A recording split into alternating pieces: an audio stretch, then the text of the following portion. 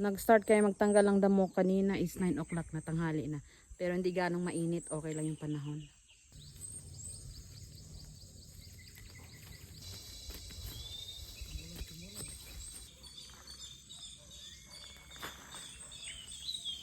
Araw-araw naman yung ulan dito. Tapos, so kahapon si Wilhelm lang ang nagtanggal ng damo kasi may pinuntahan kami. So ngayon tumulong ako. Eto, tapos na. Pagkatapos nito ay hahakutin namin itong pinagbubunot namin ng mga damo.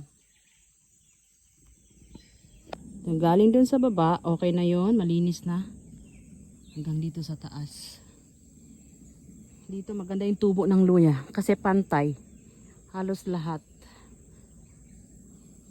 Pagdating naman dito sa baba, wala gaano. Hindi pa tumubo. So meron tayong sako dito. Dito ko ilalagay itong mga damo na itatapon namin. Oh, nabali.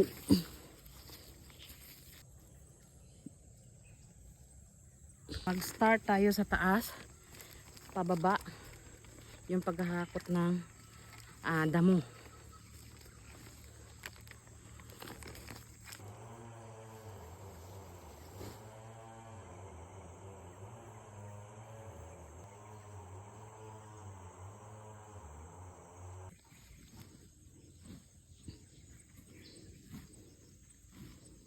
Ito malinis na.